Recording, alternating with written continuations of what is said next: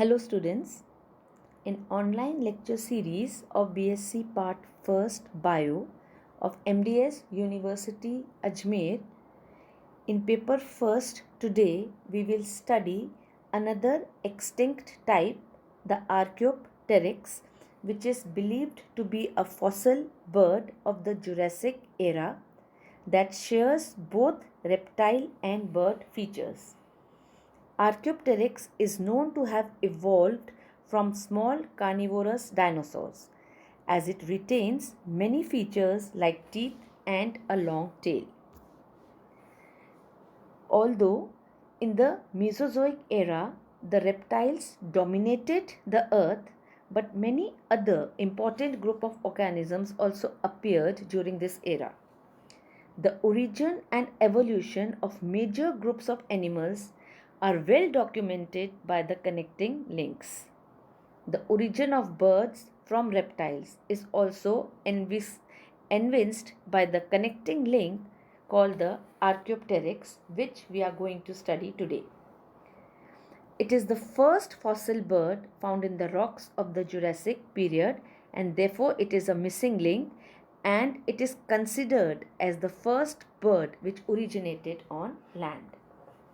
The word Archaeopteryx literally means in Greek ancient wings. It is a combination of two Greek words and it means ancient wings. Two species of Archaeopteryx are Archaeopteryx lithographia and Archaeopteryx simonensis. Now, the Archaeopteryx lived about 151 million to 149 million years ago during the late stage of the Jurassic era, which is now known as Bavaria in southern Germany. Now, in 1861, if we see the discovery of Archaeopteryx, in 1861, Hermann Mayer published a description of a single fossil feather found in the Solnhofen limestone and named it Archaeopteryx lithographica. He also mentioned that an almost complete skeleton of an animal covered in feathers has been found. And this animal, after a competition from many museums, was finally bought by the British Museum, and where it is stored now with the other fossils of Solnhofen. This discovery of the remarkable fossil of Archaeopteryx came just 2 years after the publication of Origin of Species by Charles Darwin. Now, this set off a firestorm of debate about the evolution and role of transitional fossils that endures even today. This discovery of Archaeopteryx seemed to fit very well with the Darwin's theory, as it showed the features of both birds and reptiles. The world of Archaeopteryx. The Archaeopteryx lived on the land near a series of stagnant and salty lagoons with a shallow tropical sea. The life in the lagoons was concentrated in the surface waters, as most of the lower levels were extremely toxic. Over the years, some 10 specimens of Archaeopteryx have been found all over in the limestone deposits of Germany. With this, what did the Archaeopteryx look like? Now, weighing about 0.8 to 1 kilogram, the Archaeopteryx was about the size of a common crow. The size was very small, as you can see here. It was the size of a crow and it weighed only 0.8 to 1 kilogram. Although it was a bird, it still retained many of its reptilian characteristics, hence an intermediate between reptile and birds. Now, first we will study the reptilian characters of Archaeopteryx. It had the jaws which were provided with a full set of homodont teeth. it had a long bony tail which was lizard-like and with 20 free caudal vertebrae. The tail was long as compared to its body size, the body length, which was up to 20 inches long. The bones were non-pneumatic. The cervical vertebrae were very few, about 9 to 19. The vertebrae were also amphicoelous, as is the case of Sphenodon today, and the cervical and abdominal ribs were present in addition to the thoracic ribs. The sternum was weak or it could have been absent. The eyes provided with sclerotic ossicles. Scales were present. The forelimbs were provided with 3 fingers tipped with claws, and the phalangeal formula that was followed was 2, 3, 4 in 1, 2 and 3rd fingers. The claw structure of Archaeopteryx suggests that it probably did not climb or perch on the trees very often. The carpals and the metacarpals were free, and there were no carpometacarpals. The Archaeopteryx had a primitive shoulder girdle that very likely limited its flapping abilities. The pelvic girdle also had an elongated ilium and a backwardly directed pubis. Now the avian characters of Archaeopteryx. The feathers were present. Now if the feathers of the Archaeopteryx were not preserved in the fossil, the Archaeopteryx could have very easily been taken as a bipedal reptile.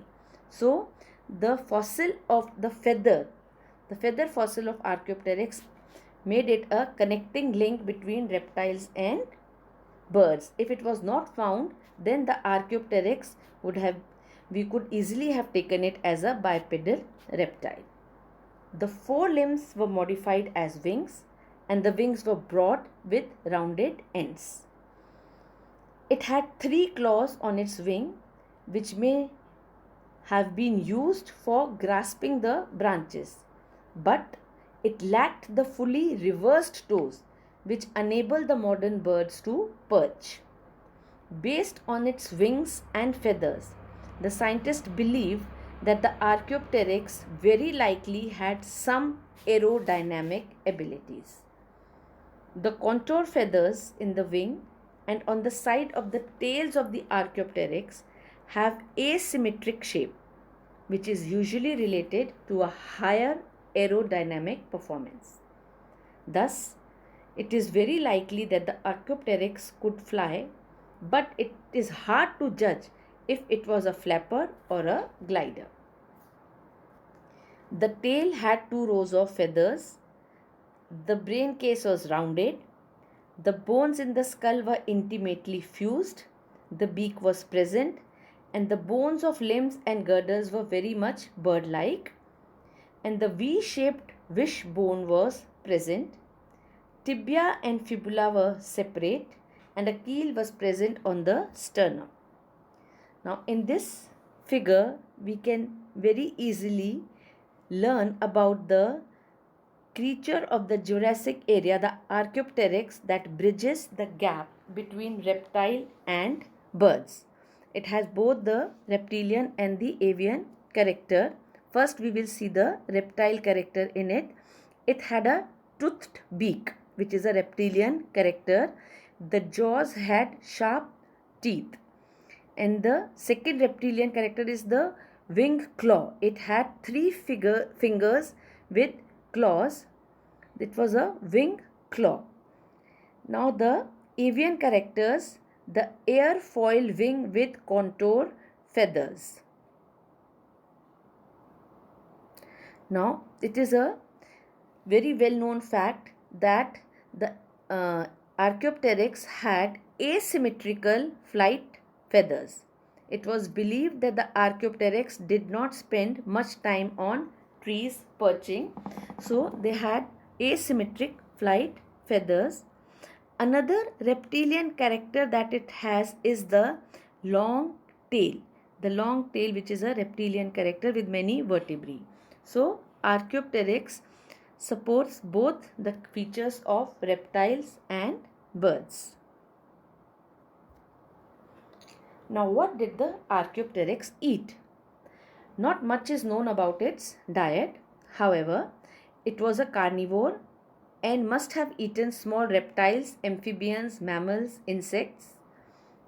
The claw structure of the foot suggests that it probably did not climb or perch on trees, as has already been mentioned.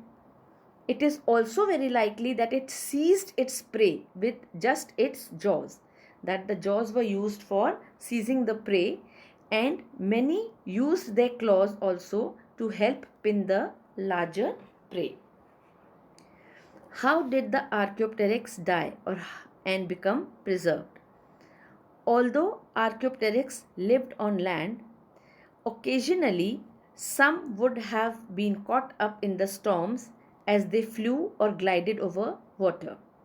The waterlogged and unable to take off again, they would have drowned and sunk to the floor of the lagoon. All of the known specimens display various characteristics of immaturity, indicating that none of the specimens was fully adult. This may have been the reason for the inability to survive the storm events. The carcasses were quickly buried by fine lime muds, which were deposited on the lagoon floors. It is thought that 1 meter of rock today represents 5,000 years of deposition. The fossils of Solnhofen are exceptionally preserved due to the lack of disturbance from both predators and water movement.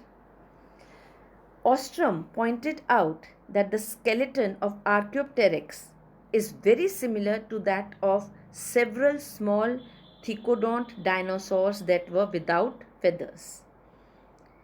Archaeopteryx was apparently a member of the group that happened to evolve a gene complex that made its scales grow into feathers. It used its feathers for insulation and as net for catching insects. The gliding or the flight development in its descendants. Descendants of Archaeopteryx underwent adaptive radiation, evolving into large and distinct group of aves. So students, today we studied another extinct form, the Archaeopteryx. In the next lecture, we will take up another topic from your syllabus.